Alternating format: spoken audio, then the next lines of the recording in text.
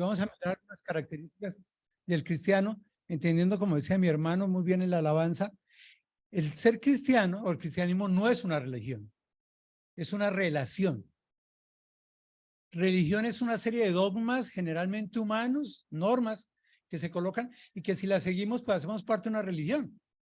Pero Dios en su amor y en su misericordia lo que quiere con el hombre es establecer una relación de amor, una relación personal, una relación donde Él pasa a ser nuestro Padre y obviamente nosotros, nuestros hijos.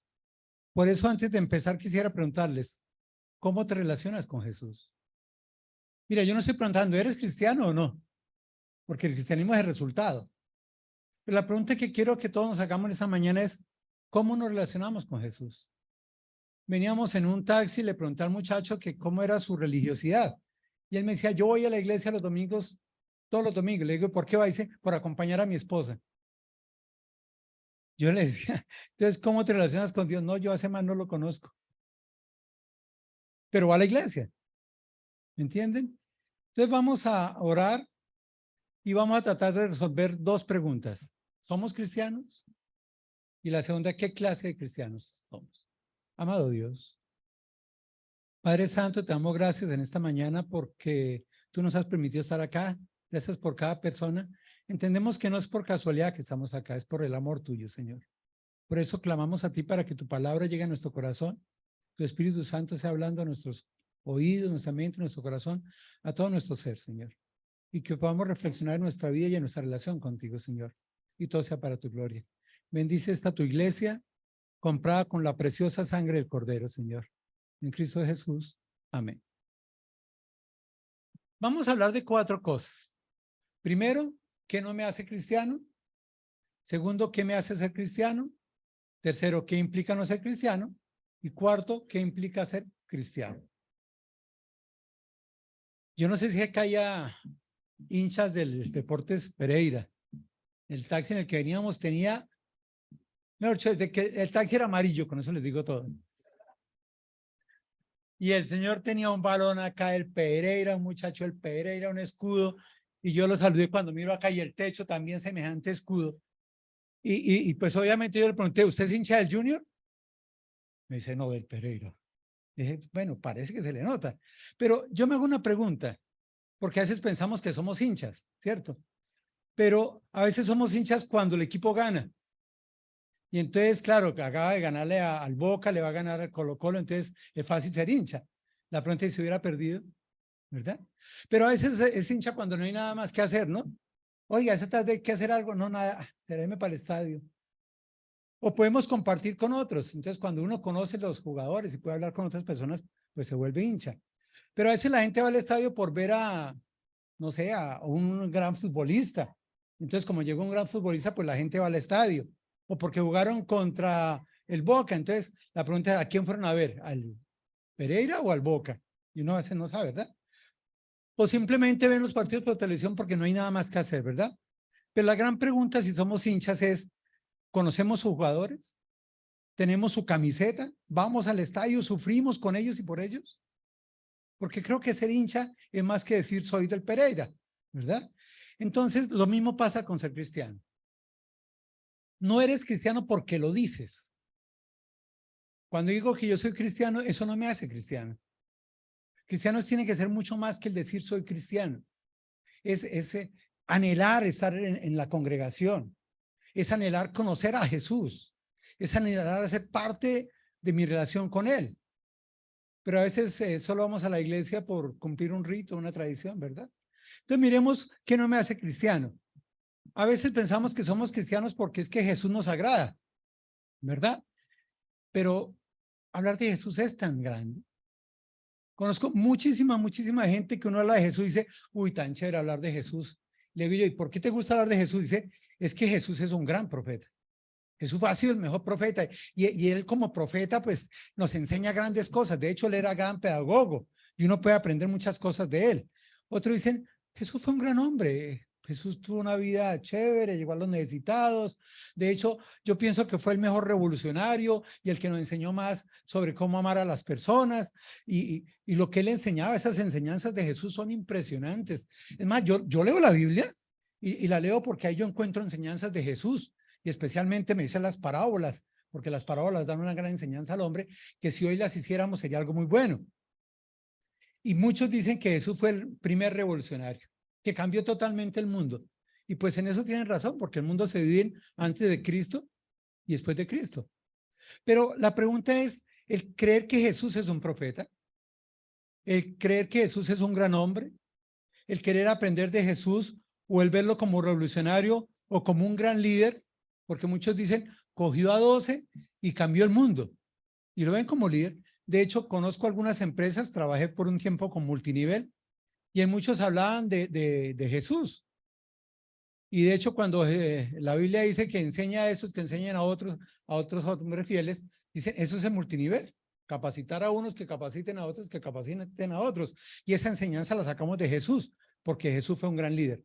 Pero pregunto, que yo crea que Jesús es un gran profeta, o es un gran hombre, o es un gran maestro, o un revolucionario, o un gran líder, ¿me hace cristiano? ¿O cuántos conceptos puede tener la gente de Jesús? El pensar en Jesús lo hace uno cristiano. Porque conozco muchas personas que dicen eso, ¿verdad? Segundo, a veces hay modas.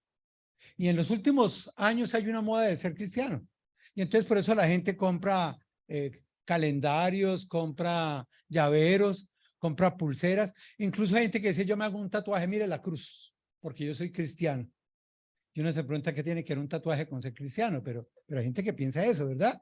Y dice, yo aprendí de Jesús que él debe ser humilde y entonces me compré unas sandalias como Jesús. Y yo tengo una Biblia en la casa. O me pongo la camiseta que dice Jesús. Y de hecho uno ve en la calle mucha gente que usa camisetas que dicen Jesús. Y les pregunta, ¿y tú qué piensas de Jesús? ¿De cuál Jesús? ¿Tienes una camiseta? Ah, no, fue que me la regaló una tía. ¿Será que somos cristianos porque hacemos parte de la moda del mundo que dice que de todas maneras Jesús tiene algo bueno y que la gente quiere seguirlo por moda? De hecho, hoy en día mucha gente va a las iglesias por moda, porque siente bien. Pero, ¿y en campaña electoral qué ve uno? Cantidades de políticos que llegan a la iglesia, que incluso pasan para que los bauticen y todo esto. Pero, ¿qué pasa cuando pasa la campaña? ¿Qué pasa cuando pasa la moda de Jesús? ¿Qué pasa con esas personas que dicen ser cristianos? En Lucas, capítulo 9, versículos 57 al 62, dice, yendo ellos, uno le dijo en el camino, Señor, te seguiré a donde quiera que vayas. Mire, creo que Jesús impactaba las vidas. Y por lo menos acá hay 3 casos de personas que fueron impactados con Jesús y quisieron seguir a Jesús. Miren las palabras. Señor, te seguiré a donde quiera que vayas. Hay personas que dicen eso, yo quiero servir a Jesús y quiero seguir a Jesús. Pero miren lo que sucede con ellos. Le dijo Jesús, las zorras tienen guaridas y las aves los cielos nidos, mas el Hijo del Hombre no tiene donde recostar la cabeza. Jesús le está diciendo, ¿en verdad me quieres seguir a mí o quieres buscar beneficios? Porque hay personas que buscan beneficios en las iglesias. Hace unos años estaba yo en una iglesia donde iba una familia porque quería recibir un mercado. Y por alguna razón, en un tiempo dejamos de dar mercados para ayudar a otras personas y estas familias que iban no volvieron. Y nos quedamos pensando, ¿por qué no habrán vuelto? Fuimos al hogar, los visitamos y dijimos, ¿ustedes por qué no han vuelto? Mire que los extrañamos. Me dijo, no, pero es que hay que vayámonos, ustedes ya no están dando mercado. ¿Cuántas veces decimos ser cristianos y seguir a Jesús? Pero estamos buscando beneficios. Pero, ¿y si las cosas no fueran bien? Teníamos unas reuniones de oración y empezó a llegar mucha gente. Y algunas personas decían, ay, hermanitos, quiero que oren para que yo consiga trabajo. Y gloria a Dios que Dios respondía a las oraciones. El problema es que cuando conseguían trabajo, no volvían a la iglesia. Y algunas personas se enfermaban, íbamos y las visitábamos, a veces llevaban medicamentos y iban todas las familias allá a la iglesia. Y la persona se enfermaba y no volvían a la iglesia. Pregunto yo, ¿sería que sí querían seguir a Jesús? ¿Serían cristianos en verdad? Porque a veces se buscan beneficios. Y Jesús analizando a esta persona que dijo, te seguiré a donde quiera que vayas, le dice, pero un momentico, ¿quieres seguirme a mí o quieres buscar beneficios? Pero mire, el versículo 59 dice, y dijo a otro, sígueme. Y le dijo, Señor, déjame que primero vaya y entierre a mi padre. Jesús le dijo, deja que los muertos entierren a sus muertos y tú ve y anuncia el reino de Dios. Ahora, ¿esta persona siguió a Jesús? Tampoco. Porque a veces establecemos prioridades y la prioridad era estar con sus padres.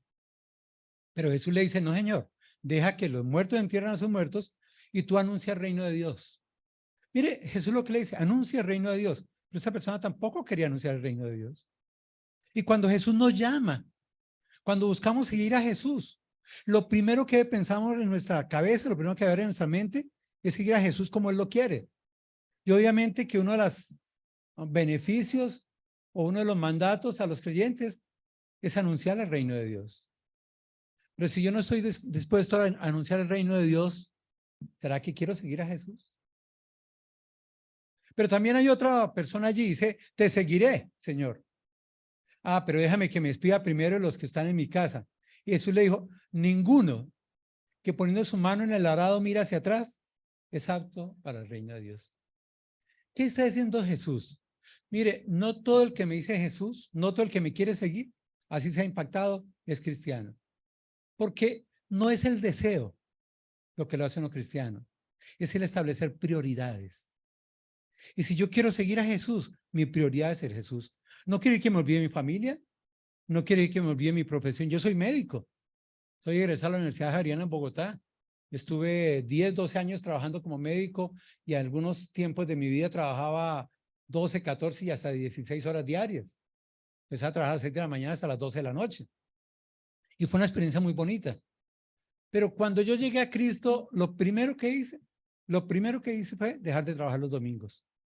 Yo entendí que para mí lo más importante los domingos, no por el día en sí, sino porque el día que se reunía la iglesia, para mí era mucho más importante congregarme con los hermanos que trabajar. Y tenía tal confianza en Jesús que sabía el hecho de que no trabaje un domingo no me va a quitar las necesidades económicas. Dios va a suplir de alguna manera. Lo otro que hice fue cuando me casé, dejé de trabajar las noches, porque yo dije, yo no voy a trabajar, no voy a casar para estar fuera de mi hogar. Lo establecí muy claro. La pregunta es, ¿qué tanto Jesús es una prioridad en nuestra vida? ¿Qué tanto anunciar el reino de los cielos es una prioridad en nuestra vida? O simplemente Jesús nos impacta y decimos, sí, quiero ser cristiano. En Lucas, capítulo 18, versículo 18 al 22, dice, un hombre principal le preguntó diciendo, maestro bueno, ¿qué haré para heredar la vida eterna? Jesús le dijo, ¿por qué me llamas bueno? Ninguno es bueno sino solo Dios. Y le pregunta, ¿los mandamientos sabes? No adulterarás, no matarás, no hurtarás, no dirás falso testimonio, honra a tu padre y a tu madre. Y él dijo, ¡ja! Todo eso lo he guardado desde mi juventud. Mire, ese hombre dice, yo soy cristiano porque conozco los mandamientos.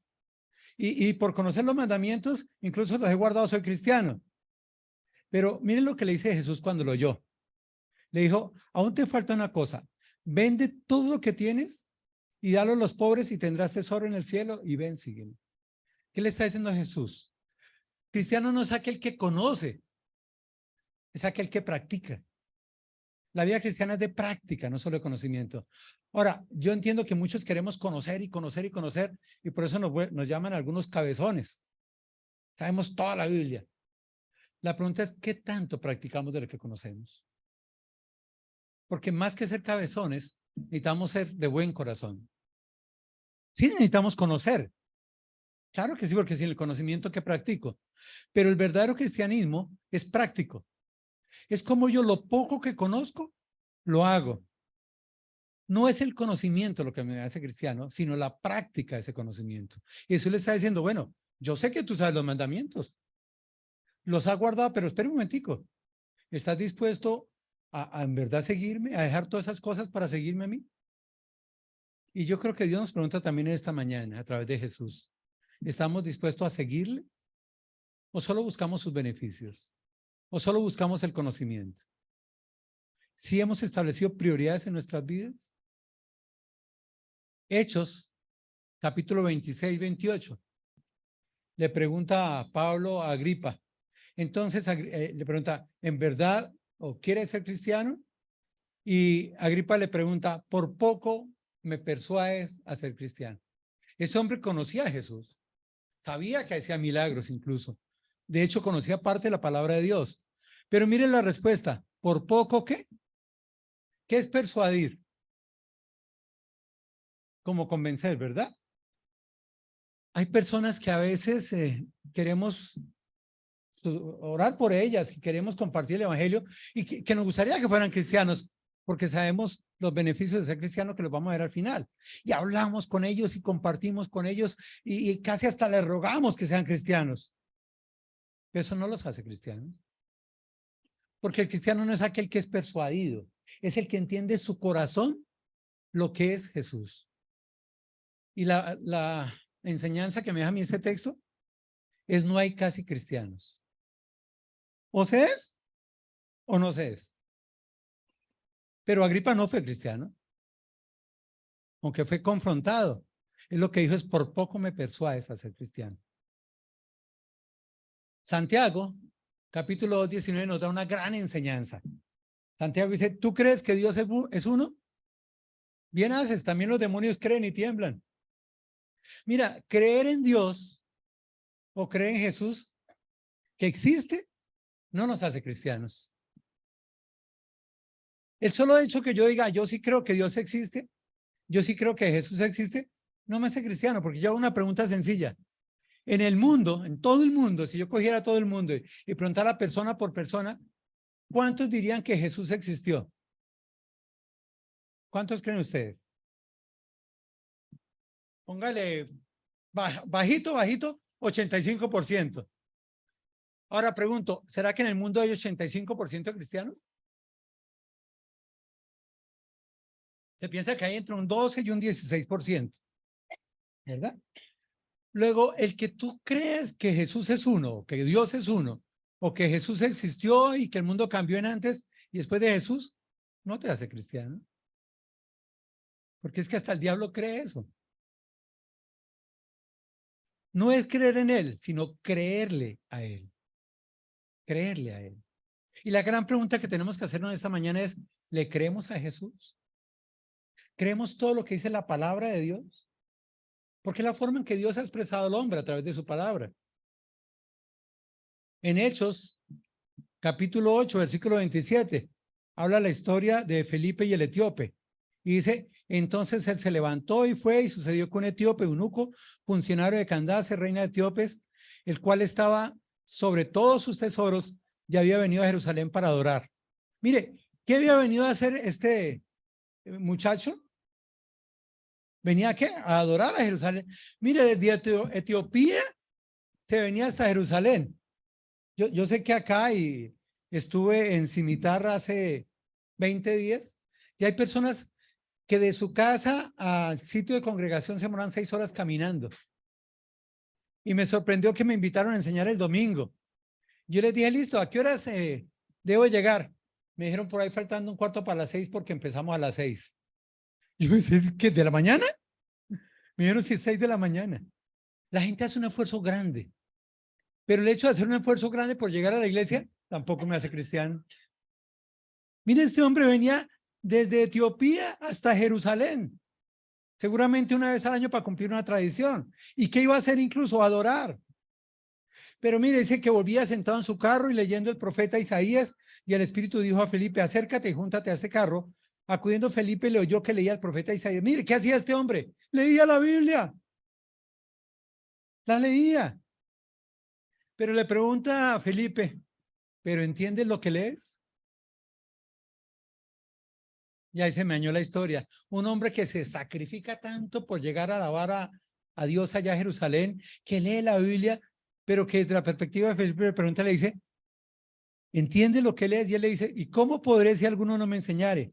Y rogó a Felipe que subiese y se sentara con él. Conocemos la historia.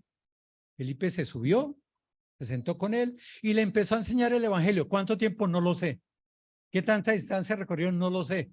Pero dice que desde las escrituras de Isaías compartió todo el evangelio. Y creo que fue la obra de Dios tan grande en este hombre que Felipe empieza a anunciar el evangelio y llega un momento en que hay agua. Y le dice el etíope, venga, aquí hay agua. ¿Qué impide que yo sea bautizado? Y Felipe le dijo, si crees en Jesús de todo tu corazón, que Él es el Señor, no hay nada que te lo impida. Y lo bautizó. Mire que me da la impresión de que ser creyente es mucho más que leer la Biblia. Ser creyente es mucho más que ir a una iglesia. Ser creyente es mucho más que hacer sacrificios. Ser creyente es tener entendimiento de la voluntad de Dios y hacerla. Tanto que este hombre estuvo dispuesto a bautizarse. En Juan, capítulo 6, versículo 28, dice, entonces le dijeron, ¿qué debemos hacer para poner en práctica las obras de Dios? Respondió Jesús y le dijo, esta es la obra de Dios, que creáis en el que ha enviado. Ahora, yo hago una pregunta. ¿Cambia algo a decir yo creer en Jesús o creerle a Jesús? ¿Será lo mismo o no? Repito la pregunta. ¿Será lo mismo decir creer en Jesús que creerle a Jesús? Alcen la mano los que digan que sí. Alcen la mano los que digan que no. Bueno, si no se echaron desodorante, hagan así. ¿Qué pasó? Repito la pregunta. ¿Es lo mismo creer en Jesús que creerle a Jesús?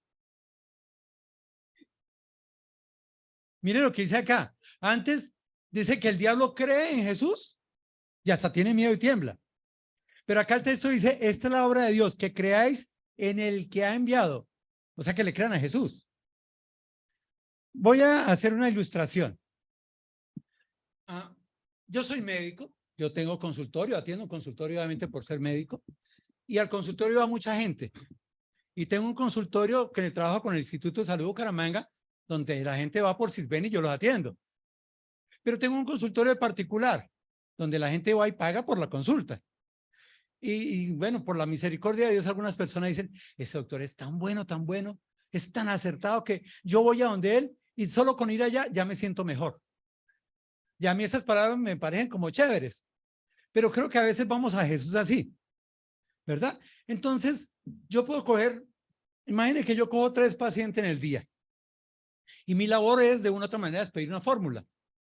Y yo voy a atender a Nicolás. Y entonces atiendo a Nicolás y le digo, Nicolás, mira, yo quiero que tú te tomes una tableta 3 veces al día de esto para que te mejores.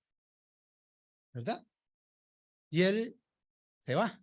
Y dice, es que este Jorge sí es muy buen médico. Y luego llega Melba. Y le digo, Melba, esas pastillitas que usted tiene, no se tome 4, tome 2 por la mañana y 2 por la noche. Y Melba dice, ese médico sí es muy bueno. ¿Verdad? Pero va al hermano y el hermano dice, ese médico se ve que es de mal genio, malacaroso, hasta malo será. Y le digo yo, mano, tómese una tableta 3 veces al día. Y Nico dice, este médico es tan bueno que yo no me voy a tomar 3, me voy a tomar una. Y la hermana Melba dice, pero es que tomarme 2 por la mañana y 2 por la tarde, yo me voy a tomar una y una. Y él dice, es que con ese médico tan malo, pero me voy a tomar las 3 tabletas a ver. Pregunto, ¿quién creyó a Jorge? Ellos pueden hablar bien de mí, pueden decir tan buen médico que cuando yo llego ya me siento mejor, pero no me creyeron. El único que me creyó fue el que me hizo caso. Esa es la diferencia entre creer en y creerle a. ¿Qué es cristiano? Es creerle a. Es obedecer. Es tomarme las 3 pastillas las 3 veces al día por el tiempo que yo diga. ¿Me entienden? Por eso pasemos, ¿qué me hace cristiano? En Juan, capítulo 3, versículo 5, recordamos la historia de Nicodemo. Dice, respondió Jesús, de cierto te digo, que el que no naciere de agua y del Espíritu, no puede entrar en el reino de Dios. Lo que es nacido de la carne, carne es, y lo que es nacido del Espíritu es. No te maravilles de que te dije, o sea, es necesario nacer de nuevo. Primero, ¿qué necesito para ser cristiano? Nacer de nuevo. Ahora, ¿qué es nacer de nuevo? Pues el texto habla de que es nacer de la carne y nacer del agua, ¿verdad? Nacer del Espíritu. Cuando una persona nace, cualquiera de ustedes y yo, que hemos nacido, lo primero que pasa antes de que nazca uno, ¿qué sucede? La mujer rompe fuente. Ahí está el agua cuando sale. Y eso nació de la carne. ¿Cuántos seres humanos nacen de la carne? ¿Qué porcentaje? Solamente 100%. ¿O no? Todos nacemos por allá. Es más, si le hacen a uno cesárea, el médico empieza a hacer la cesárea y rompe acá y coge y hace así, porque tiene que salir el líquido amniótico. No puede salir los sólidos si no sale el líquido. Ese nacimiento nos hace seres humanos comunes y corrientes. Pero el ser cristiano necesita un nacimiento nuevo. Y ese nacimiento nuevo solo le da el Espíritu Santo. Ahora, cuando una mujer queda embarazada, pues no voy a explicar el cómo porque hay pequeños, entonces ustedes ya lo saben cómo. Pero que sí es que después de un proceso, esa mujer, a veces a los 6 meses, yo nací de 6 meses y medio por lo menos, algunos a los 9 meses, máximo 9 meses, 2 semanas, tienen dolores y nacen. Es un proceso. El nacimiento del Espíritu es un proceso en el cual el Espíritu Santo empieza a convencerme de justicia, de juicio y de pecado. Y él me dice, tú tienes que reconocer que eres pecador. Tú tienes que reconocer que Jesús es tu Salvador. Y tú tienes que aceptarlo. Y algún día él quebranta mi orgullo, quebranta mi carnalidad, quebranta mi corazón y me hace tomar una decisión. Voy a recibir a Jesús. Pero más que recibirlo como un beneficio es, voy a seguirlo. Voy a aceptar su voluntad y voy a obedecerle. Porque eso es creerle, ¿verdad? Entonces, lo primero que se necesita es nacer de nuevo. El haber nacido es lo que nos permite tener la nueva vida y ser hijos de Dios. ¿Qué quiere decir esto? Todos los que nacemos de la carne somos seres humanos, pero no todos somos hijos de Dios. En Juan 1:11 dice, a los suyos vino y los suyos no le recibieron, mas a todos los que le recibieron, a los que creen en su nombre, les dio potestad de ser hechos hijos de Dios. ¿Qué quiere decir esto? No todo el mundo es hijo de Dios. Hijo de Dios son solo aquellas personas que reciben a Jesús, que le creen a Él, creen en su nombre, es creer en Él, en su carácter, en su amor, su bondad, su misericordia, y Él nos da potestad de ser hijos de Dios. Primera de Juan 3:1 dice, mirad cuál amor nos ha dado el Padre para ser llamados hijos de Dios. ¿Verdad? Entonces el mundo se divide en dos clases de personas. Los que somos nacidos, que somos seres humanos, y los que somos hijos de Dios. No todo el mundo es hijo de Dios. Hijo de Dios es solo aquella persona que ha creído en Jesús, que ha abierto su corazón y que lo ha recibido y aceptado. Romanos, capítulo 19 dice que si confesares con tu boca que Jesús es el Señor y creyeres en tu corazón que Dios le levantó a los muertos, serás salvo. Porque con el corazón se cree para justicia, pero con la boca se confiesa para salvación. Pues la Escritura dice, todo aquel que en él creyere no será avergonzado. Pregunto, ¿qué me hace ser cristiano según ese texto? Dos cosas. Creer en Jesús y confesar en lo que creo. Pero no es creer que Jesús existe. No es creer que Jesús es un profeta, un revolucionario, un loco, un gran maestro. No. El texto dice que si confesares con tu boca que Jesús es ¿qué? La pregunta es, ¿creemos que Jesús es el Señor? Ay, pero una pregunta. ¿Y si Él es Señor, yo qué soy? Solo puedo ser siervo. Luego ustedes entenderán, ser cristiano implica creer que Jesús es el Señor, pero que la única función que yo tengo es obedecerle, porque soy su siervo.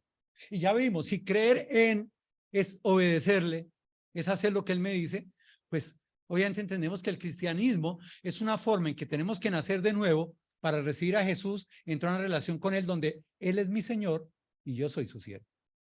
Y lo único que yo puedo hacer es obedecerlo a Él, no una religión. No a doctrinas, no a normas, sino a Jesús. Entonces, en mi corazón creo que Jesús es el Señor. Creo que murió en la cruz por mis pecados. Creo que pagó el precio que debería haber pagado yo. Y con mi boca confieso que Él es el Señor. Se necesitan las dos cosas. Hechos, capítulo 11:26, dice que algunas personas se congregaron ahí todo un año con la iglesia y enseñaron a mucha gente. Y a los discípulos se les llamó cristianos por primera vez en Antioquía. Pregunto, ¿quiénes eran los que se congregaban allí todo un año? ¿Quiénes? Muchos, pero ¿quiénes eran? La iglesia, pero según el texto, ¿cómo se les llamaba? No, eso fue después. Discípulos, ¿verdad? ¿Qué quiere decir esto? ¿Qué me hace ser cristiano? Primero tengo que ser discípulo. Yo no puedo ser cristiano si no soy discípulo. Entonces, ¿qué es un discípulo? Es un seguidor aquí que vaya atrás. No al lado, porque si yo voy al lado soy parce, soy compañero, ¿verdad? Pero discípulo es el que va atrás. ¿Atrás de quién? De Jesús, ¿verdad? Ahora, mire que dice que esos discípulos se congregaron allí todo un año. Pues para ser cristiano yo tengo que congregarme, yo tengo que ser parte de una iglesia, de un cuerpo local. Si yo no hago parte de un cuerpo local, es complicado ser cristiano. Porque necesito crecer, necesito alimentarme, necesito edificar. Y necesito aprender para enseñar también. Porque Dios quiere que lo que yo aprenda esté dispuesto a enseñarlo a otros. Por eso dice que se congregaron ahí todo un año con la iglesia. Se necesita tiempo. Yo entiendo que yo recibo a Cristo en este momento, pero tengo que pasar por un proceso para fortalecer mi vida cristiana, para crecer en Cristo y para empezar a obedecerle, ¿verdad?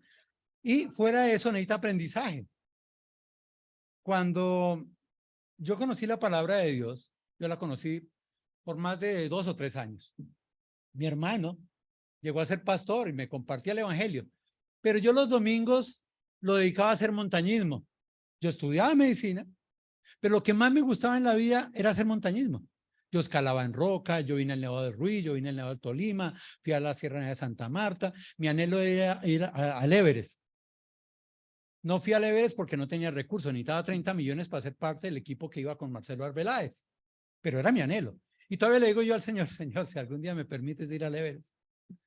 Y yo no sé, el Señor si algún día lo hará, ¿verdad? Pero yo estaba ocupado los domingos. Llegó un misionero y mi hermano Alfredo, en su amor por nosotros, empezó a llevarnos a uno por uno a donde él. El misionero era evangelista, muy buen evangelista. Keith Moore se llama. Y habló con todos mis hermanos. Y por último yo, como dice Pablo, el más pequeñito de todos. Y hablamos como 2 horas. Salió, abrazó a Alfredo, le dijo, el único pinzón que no va a llegar a los pies de Cristo es este. Ese no va a llegar. Y no es que yo fuera un pecador terrible, yo no había matado a nadie, no he hecho nada, pues sí, decía mentiras, me quedaba con las vueltas del bus y cosas de esas, ¿verdad? Pero mi corazón tenía prioridades. La medicina era una prioridad, pero la prioridad mayor era el deporte. Y entonces era complicado esto. Pero yo llego a Bucaramanga, empiezo a trabajar como médico, empiezo a hacer mi rural, y allá yo no podía hacer ejercicio ni nada porque era trabajando 36, a veces 46, a veces 72 horas. Los turnos de fin de semana eran todo el tiempo trabajando. Y después de un año yo dejé hacer ejercicio y ya pues el montañismo pues como que ya quedó ahí en mi sueñito, mi anhelo. Y un día viene mi hermano y me presenta a otro misionero, Roberto Archer. Y Roberto Archer en su amor empieza a llamarme, a visitarme. Y yo fui evangelizado en un carro. Porque yo tenía mi consultorio y en ese momento yo estaba de novio de una muchacha que era más o menos a media hora del consultorio. Y Roberto me llamaba, Jorge, ¿qué vas a hacer? Roberto, voy por Paula. Oh, yo te recojo, yo te recojo. Y me recogía. Y él en su amor, cuando veía que el semáforo estaba en verde, se iba despacio. Y llegaba, yo no sabía cómo, pero tan pronto el semáforo cambiaba, llegaba acá y frenaba y decía, ah, perdón, Jorge, pero ya que estamos acá, léeme Juan 3:16. Y yo leía Juan 3:16.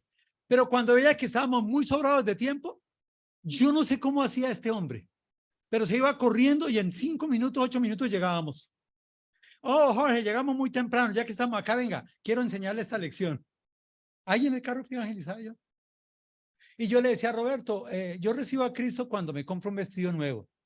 Mire, Roberto, cuando mi madre venga, que ella viene a visitarme, pues ya recibo, como para que ella esté allá ese día y que haya alegría y todo eso. Mi madre y mi padre se separaron. Un día llamé yo a la chica que era mi novia en Bogotá, le digo, oye, Menora, te he extrañado. Me dice, Jorge, qué pena contigo, no te puedo atender. ¿Por qué? Es que me caso mañana y estamos en la despedida de noviazgo. Ah, pues mi vida se derrotó, caí de rodillas y yo pensaba, ¿qué es amor? ¿Qué es amor? Si la fuente de amor que yo conocía era mis padres y se separaron. La mujer que yo amaba se va a casar mañana. Entonces, Y estaba yo en ese pensamiento y llegó un miércoles, el miércoles 1 de mayo de 1990, y Roberto empezó a compartirme Romanos 8. Y él me dice que nada nos podrá separar del amor de Dios, y yo suelto la risa. Me dice que dijo, Roberto, pero ¿cuál amor? Mire mis padres, mire mi novia. ¿Se quiere que yo crea en el amor? Jorge, tú no puedes comparar eso con el amor de Dios. Mira lo que dice el texto. Yo le decía, pues es que yo sé que mi papá le decía a mi mamá esto. Decía, Jorge, míralo. Y empecé a leer el texto y a leer el texto. Y después de leer el texto le pregunté, Roberto, ¿tú crees que Dios me ama así como yo soy, con todo lo que yo he hecho? No, sí, ahí dice. ¿Y estás seguro que nada me va a separar del amor de Dios? Ahí lo dice. Tú tienes que creerlo. Yo le decía, si es así, pues yo recibo a Cristo. Ese día caí de rodillas, entendí que yo era pecador y que yo no podía, por más que quisiera, por todas mis capacidades que yo tenía humanas, yo no podía ser salvo, porque ¿cómo iba a hacer eso? Y entendí que yo lo que más necesitaba en mi vida era entender que el amor de Dios era tan grande, que la prueba de amor que él hizo por mí fue enviar a Jesús a morir en la cruz por mí. Y que la prueba de amor era tan grande, la prueba de amor de Jesús, que estuvo dispuesto a morir en la cruz para pagar lo que yo debería haber pagado. Y entendí que el amor de Dios era por la eternidad. No lo dudé. A los 3 meses me dice, Jorge, necesito que enseñes a la iglesia. Yo, señor, ¿de qué está hablando usted? Yo le tenía miedo a hablar en público. En la facultad de medicina me conocían a mí. Yo era el que hacía los trabajos o el que pagaba para que alguien los expusiera. Pero yo no me podía, todos los exámenes orales yo los perdía. Cuando él me dice que enseñe, yo le dije, estás ciflado, Roberto. Y él me compartió en Corintios donde dice que no somos competentes por nosotros ni para pensar cosas de nosotros mismos, sino que nuestra competencia proviene de Dios. Y empecé yo a reunirme ahí con ese grupo, un grupo de 20, 30 personas, a crecer, a entender las cosas de Dios. Y tomé el grave privilegio y la gran responsabilidad de empezar a enseñar a jóvenes. Y enseñé a jóvenes, luego enseñé a la iglesia, algún día lideré parejas. Hoy en día Dios me ha permitido incluso estar aquí con ustedes. ¿Por qué? Porque empecé a crecer. Empecé a estudiar la palabra de Dios. Y Dios en su misericordia y con su gracia empezó a transformar mi vida. Eso es el cristianismo. El cristianismo es dejarse llevar por Jesús aún en medio de nuestras incapacidades, en medio de nuestras debilidades, en medio de nuestros temores, en medio de nuestros miedos, ¿verdad? Pero se necesita querer seguir a Jesús, entenderlo, conocerlo y seguirle a él, ¿verdad? Y por eso dice que después de que ellos se congregaron ahí todo un año, que después de que aprendieron con muchos, se les llamó cristianos, por primera vez aquí cerca, en Antioquia. Ah, no, mentira, esta es otra. La pregunta es, ¿qué tanto nosotros hemos estado dispuestos a congregarnos? No por cumplir un rito, no por una tradición, sino para aprender de Jesús, para conocer más de Jesús, para seguir a Jesús. De hecho, cuando Jesús sube al cielo, se despide de sus discípulos y nos dio la gran confusión. Dice, es que algunos dicen comisión, pero a mí me parece confusión porque él lo estableció tan seguro y hoy no lo hacemos nosotros. Pero básicamente dice, Jesús se acercó y les habló diciendo, toda potestad me es dada en el cielo y en la tierra, por tanto, id y haced, ¿qué? Discípulos. ¿A dónde? A todas las naciones, bautizándoles en el nombre del Padre, del Hijo, del Espíritu Santo, enseñándoles que guarden todas las cosas que os he mandado y aquí estoy con vosotros todos los días hasta el fin del mundo. Pregunto yo, ¿cuál es la función de la iglesia? Y cuando yo pregunto esto en varias partes, dicen evangelizar, llevar el evangelio. Y eso es cierto, pero no es la realidad. Dios nos manda a hacer discípulos. Ahora, para ser discípulos hay que anunciar el evangelio primero, obviamente. Y la forma de asumir la responsabilidad es salir a buscar a la gente que no conoce al Señor. Y eso fue la autoridad que Él nos dio. Toda potestad me da en el cielo y en la tierra, por tanto, basada en la autoridad y hacer discípulos. No es solo evangelizar, es traerlos a la iglesia para que se congreguen un tiempo, para enseñarles, ¿verdad? Y bautizarlos como hizo el etíope. Porque yo no puedo decir que soy cristiano si no tomo la decisión de identificarme con Cristo. Y eso es el bautismo. El bautismo es lo que me identifica con Cristo y con la iglesia. Y es asumir la prioridad de Jesús. Pero también tengo que aprender de la palabra para cumplirla. para hacer la verdad. Y obviamente la iglesia debe confiar en la presencia, porque Él está con nosotros todos los días hasta el fin del mundo. Todos los días hasta el fin del mundo. Yo, para ser cristiano, necesito saber que el hombre es pecador, que no puedo llegar yo ante Dios por mis propios méritos. Ese cuentico que todos los caminos llegan a Roma es cierto, pero no todos los caminos me llegan a Dios. Jesús dijo, yo soy el camino, la verdad y la vida. Nadie llega al Padre si no es por mí. Solo es a través de Jesús. No hay otro medio. Por eso necesitamos ser discípulos de Jesús para llegar a Dios mismo, ¿verdad? Hay que entender que Jesús pagó por mi pecado, que yo soy pecador y que no hay nada que yo pueda hacer para salir del pecado, pero que ya Jesús pagó por él. Entonces, ¿yo qué debo hacer? Aceptar el pago que Jesús hizo por mis pecados y entender que Él me salvó, por eso soy libre, que Él me redimió porque pagó por mí y que Él es Señor. Él es Señor. Y si Él es Señor, yo soy nueva criatura porque necesité nacer de nuevo. Debemos de confiar plenamente en Él. Primera Juan 5, 11, 12 dice, es el testimonio que Dios nos ha dado vida eterna. Mire, Dios nos ha dado ¿qué? Vida eterna. Hay una vida eterna. El cristiano es aquella persona que ha nacido de nuevo, que ha cambiado su vida, que está aprendiendo de Jesús, que está siguiendo a Jesús y que está totalmente confiado en que ya tiene la vida eterna, ¿verdad? El que tiene al Hijo, se relaciona con Jesús, ¿verdad? Y el que no tiene al Hijo de Dios, no tiene la vida. Recuerden que somos dos clases de seres humanos, los creados, los seres humanos y los hijos de Dios. Si uno no es hijo de Dios, no tiene la vida eterna. Y si yo no tengo la vida eterna, entonces ¿qué tengo? La condenación eterna. El caso de Nicodemo. ¿Cómo puede un hombre nacer siendo viejo? Le pregunta Nicodemo. ¿Puede acaso entrar por segunda vez en el vientre de la madre y nacer? Respondió Jesús, de cierto digo, que todo el que naciere del agua y del espíritu no puede entrar en el reino de Dios. Nacemos de agua como humanos, pero necesitamos nacer del Espíritu Santo como cristianos. Lo que es nacido de la carne, carne es, y lo que es nacido del espíritu, espíritu es. Se requiere ser una nueva creación, nacer del espíritu. Por eso, si hay algún amigo en esta mañana visitándonos, o si hay alguna persona que en verdad no ha entendido qué es el cristiano, yo quiero que entienda que necesitamos nacer de nuevo. Y nacer de nuevo es un cambio en nuestras vidas. Es poder recibir a Cristo para que Él sea el que obre a través del Espíritu Santo y el Espíritu Santo nos renueve y nos transforme. Segunda Corintios 5:17 dice, de modo que si alguno está en Cristo, en pocas palabras, si alguno es cristiano, nueva criatura es. Las cosas viejas pasaron y aquí todas son hechas nuevas. Cuando el misionero habla conmigo y me dice, él nunca llegará a ser cristiano, él está diciendo, Jorge tiene en su corazón solo el montañismo.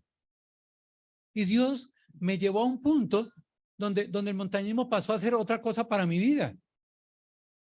Pero más allá, me llevó a entender que lo que yo necesitaba era el amor de Dios. Necesitaba creer en el amor de Dios. Necesitaba experimentar el amor de Dios. Yo hoy no me arrepiento de haberme dejado llevar por el amor de Dios. Tal vez me arrepiento de haberlo conocido muy tarde, porque yo lo conocí ya con mis buenos años. Qué bueno que los jóvenes sean motivados y conozcan a Jesús temprano, porque lo libra muchas más cosas. Pero yo tuve que entender que las cosas viejas pasaron. Mi vida anterior quedó allá. Dios me ha ido cambiando. Pero como decía Charles, tengan paciencia. Dios sigue haciendo la obra en mí, no ha terminado. Dios me sigue puliendo de día en día, de día en día, y me va cambiando, y va quitando mucho más de mis cosas. Como cantaba el hermano, tenemos que morir. Pero morir no es quedar muerto acá, es morir al yo, morir al ego, para que Dios viva en mí. Pablo lo dice, con Cristo estoy juntamente crucificado, ya no vivo yo, mas Cristo vive en mí. Necesitamos experimentar una nueva vida en Cristo. Ser cristiano es tener a Jesús, es relacionarnos con Él plenamente, momento a momento, realmente, día a día. Es ser seguidor, es ser discípulo de Jesús. Ahora, ¿qué implica no ser cristiano? Pues el no cristiano, ¿qué es lo que hace? Rechazar a Jesús, así sencillo es. Toda aquella persona que rechaza a Jesús no es cristiano. Estaba yo arriba y el hermano me dijo, hermanito, ¿le provoca una galleta? Le dije, no. Pregunto yo, ¿disfruté de la galleta? No, porque yo dije que no. ¿Cómo disfrutar de Jesús cuando yo le digo no? ¿Verdad? Si yo rechazo a Jesús, estoy rechazando la posibilidad. Y fue lo que pasó con Festo. Diciéndole estas cosas, Pablo en su defensa Festo a gran voz dijo, estás loco, Pablo. Las muchas letras te vuelven loco. Mas él dijo, no estoy loco, excelentísimo Festo, sino que hablo palabras de verdad y de cordura. Pues el rey sabe estas cosas. La gente sabe esto. Tú sabes esto. Dios es un Dios de amor, pero también es un Dios de justicia. Es un Dios de justicia. Y dice que la paga del pecado es muerte. ¿Verdad? Pues el rey sabe estas cosas delante de quien también hablo con toda confianza. Porque no pienso que ignora nada de esto, pues no se ha hecho esto en algún rincón. ¿Crees, oh rey Agripa, a los profetas? Yo sé que crees. Entonces Agripa dijo a Pablo, por poco me persuades a ser cristiano. Yo no sé si tú has pasado, no sé si estás en ese momento donde dices, uy, casi me persuade. Yo no quiero persuadirte. Yo quiero que el Espíritu Santo te convenza, porque yo no soy quien. Pero lo que quiero decirte en este momento es lo que dijo Pablo. Quisiera Dios que por poco o por mucho, no solamente tú, sino también todos los que hay acá en Pereira y todos los que están acá en el mundo, pudieran entender la vida cristiana. Y Pablo dice, tal cual soy yo, excepto en cadenas. Es decir, necesitamos ser libres totalmente. Necesitamos no tener cadenas. Y es que el pecado es la peor cadena que existe. Juan 3:17 dice, porque no envió Dios a su Hijo al mundo para condenar al mundo. Mire, Jesús no es el que condena al mundo. El mundo es condenado porque a través del pecado ya ha sido condenado, sino para que el mundo sea salvo por él. Lo que Jesús quiere hacer en tu vida es salvarte, redimirte, reconciliarte, justificarte. El que en él cree no es condenado, pero el que no le cree a él, que no cree en Jesús, ya ha sido condenado porque no ha creído en el nombre del unigénito Hijo de Dios. Luego, si una persona aún por poco es cristiano, si por poco lo persuaden a ser cristiano, e incluso si dice, yo mañana lo recibo, pero hoy se muere, va a ser condenado. Va a ser condenado. Y esta es la condenación, que la luz vino al mundo y los hombres amaron más las tinieblas que la luz, porque sus obras eran malas. Y lo que yo entiendo que dice el texto es que a veces la gente dice, yo no voy a Cristo porque es que llegar a Cristo implica cambiar la vida y yo quiero seguir así. Bueno, sigue así y así seguirás hasta la eternidad, separado y excluido de la presencia de Dios. En 2 Tesalonicenses 1:7 dice, y a vosotros que sois atribulados, os va a dar reposo con nosotros cuando se manifieste el Señor Jesús desde el cielo con los ángeles de su poder, en llama de fuego. ¿Y para qué va a venir Jesús? Para dar retribución a los que no conocieron a Dios ni obedecen el evangelio. Esto está diciendo para los que no son cristianos. ¿Qué es un no cristiano? El que no conoce a Dios, el que no se relaciona con Dios a través de Jesús, pero tampoco el que obedece el evangelio. El que no obedece el evangelio y no tiene esa relación personal con Jesús, va a pasarle esto. Para dar retribución a los que no conocieron a Dios ni obedecen el evangelio de nuestro Señor Jesucristo, los cuales sufrirán pena de eterna perdición. Quisiera ratificar porque a veces uno no entiende términos. ¿Ustedes saben qué es eterna? ¿Alguien de aquí sabe qué es eterna? Que no tiene fin. Es decir, algún día, después de la muerte, va a haber algo, y es la eternidad. Y la eternidad solo hay dos partes donde la podemos vivir. O en la presencia del Señor, que es lo que llamamos la vida eterna, o fuera de la presencia del Señor, que es lo que llamamos el castigo eterno. Por eso dice acá, sufrirán pena de eterna perdición. ¿Cómo? Excluidos de la presencia del Señor y de la gloria de su poder. El problema es que hay dos sitios. Uno, donde está la presencia de Dios, donde estaremos como iglesia alabándole, glorificándole, amándole, viéndole. Pero hay otro lugar donde no va a estar el Señor. Donde el que va a mandar es uno por ahí que anda con cachos. Donde dicen que hay fuego. Y eso, ahí dice eso, ¿no? Que hay fuego, ¿verdad? Pero ¿saben que ese castigo va a ser por la eternidad? A mí me vendieron un negocio hace muchos años. Me dijeron, Jorge, tranquilo que usted muere, se va para el purgatorio por un tiempo y luego se va para el cielo. Y a mí me parecía chévere, pero eso no existe. La Biblia no habla del purgatorio. La Biblia dice que Dios, Jesús va a venir y uno lo va a llevar al cielo por la vida eterna y otros al castigo eterno. ¿Cuándo? Cuando vengan aquel día para ser glorificado en sus santos y ser admirado por todos los que creyeron, por todos los que creyeron a él. Por cuanto el testimonio ha sido creído entre vosotros. Mire, aquella persona que rechaza a Jesús en vida, será rechazado en muerte.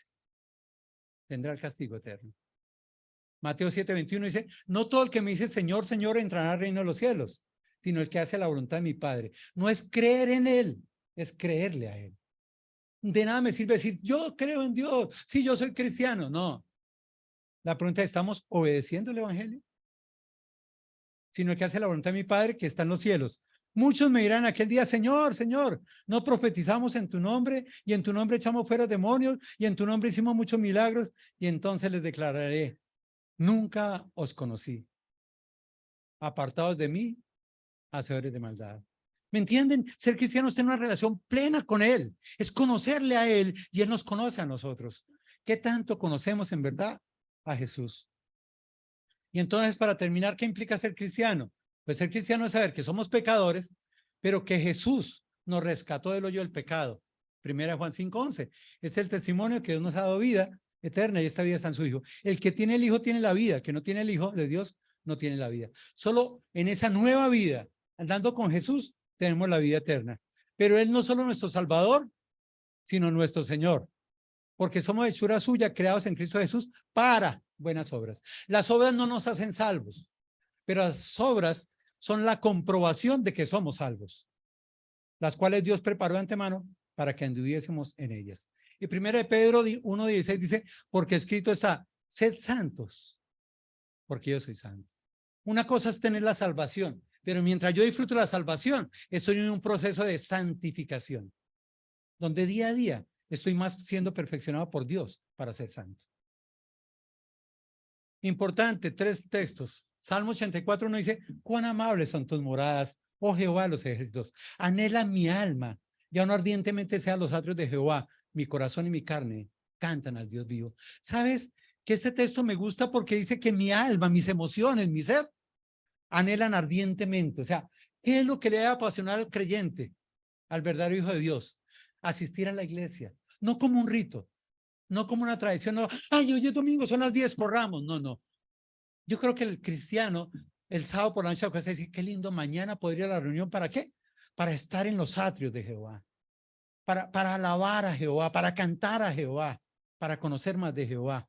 De hecho, el Salmo 133:1 dice, mirad cuán bueno y cuán delicioso es habitar los hermanos juntos en armonía.